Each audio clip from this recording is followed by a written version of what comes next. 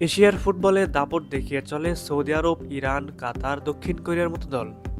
তবে এবার সময় বদলেছে, নতুন দিনের সূচনা হয়েছে।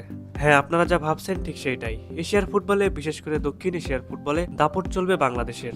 অনেকে হয়তো ভাবছেন বাংলাদেশের মতো দল রাজত্ব করবে ফুটবলে, তাও আবার পুরো এশিয়ায়। এটা কিভাবে সম্ভব? আপনাদেরকে বলবো, এরকমটা ভাবার আগে আমাদের আজকের ভিডিওটা শেষ পর্যন্ত দেখুন, শুনুন, বুঝুন, তারপর অবশ্যই আপনারা আপনাদের মূল্যবান মতামত জানাবেন। আপনাদেরকে সহজ ভাষায় বলি, বাংলাদেশ যেন ইউরোপের টিম। কেননা আপনারা যারা নিয়মিত ফুটবলকে ফলো করছেন তারা তো বুঝতেই পারছেন যে কি পরিমাণ হাইপ চলছে দেশের ফুটবলে।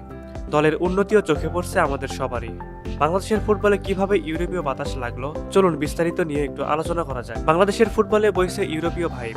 এই বিষয়টা আপনারা কোনোভাবেই অস্বীকার করতে পারবেন না। বিশ্বের সবচেয়ে জনপ্রিয় খেলা ফুটবল। বাংলাদেশের খেলা পাগল মানুষও এই খেলাটাকে ভীষণ ভালোবাসে, পছন্দ করে। 80-90-এর দশকে ঢাকা ও মিরপুর স্টেডিয়ামে দর্শক ঢলের কথা এখনো রোমাঞ্চন করে অনেকে। কালের বিবর্তনে, নানা অব্যবস্থাপনা আর খেলার পরতি মানের কারণে ফুটবল থেকে অনেকে মুখ ফিরিয়ে নিয়েছেন, কিন্তু তারা মনে প্রাণে চান দেশে আমজনতার এই খেলার ধার আবার বাড়ুক। দেশের নারী ফুটবলাররা চোখ ধাঁধানো ধারাবাহিক সাফল্য পেলেও পুরুষ দলের অবস্থা রুগ্ন। জামাল তপুদের অবস্থা অনেকটা তৈলাক্ত বাঁশ বেয়ে উপরে ওঠা নামার মতো। 2 ধাপ এগিয়ে গেলে পরক্ষণেই 5 ধাপ পিছিয়ে পড়তে হয়। এমন অবস্থায় দেশের ফুটবলের মান উন্নয়নে বাংলাদেশ ফুটবল ফেরিস্টি দিয়েছে। এ তালিকায় সবশেষ জেনারেশন বিদেশি বংশোদ্ভূত ফুটবলারদের দিকে সংযোজন বাংলাদেশি বংশোদ্ভূত ব্রিটিশ তারকা হামজা দেওয়ান চৌধুরী। অনেক জল্পনা কল্পনার অবসান ঘটিয়ে বিদায়ী 2024 সালের 19 ডিসেম্বর 27 বছর বয়সী হামজার লাল সবুজের জার্সি গায়ে খেলা নিশ্চিত হয়েছে।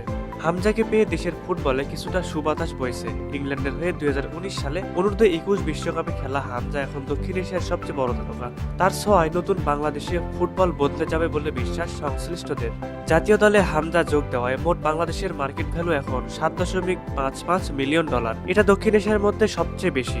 সত্যি বলতে কি, হামজার মানের কোনো খেলোয়াড় বাংলাদেশে নেই। তিনি আসলে অবশ্যই এটা দলের জন্য ভালো হবে। 2013 সালে প্রথম প্রবাসী ফুটবলার হিসেবে লাল সবুজের জার্সিতে অভিষেক হয় জামাল ভুঁইয়ার। কয়েক বছর আগে ফিনল্যান্ড প্রবাসী তারিক কাজিয়া গায়ে জড়িয়েছেন লাল সবুজের জার্সি। হামজা চৌধুরী তৃতীয় প্রবাসী হিসেবে খেলার অপেক্ষায়। তার মতো হাই প্রোফাইল ফুটবলার নেই বাংলাদেশে। এই কারণেই হামজাকে নিয়ে বেশি রোমাঞ্চিত দেশের ফুটবলার ও দেশের সকল ফুটবল সমর্থক সহ সকলেই।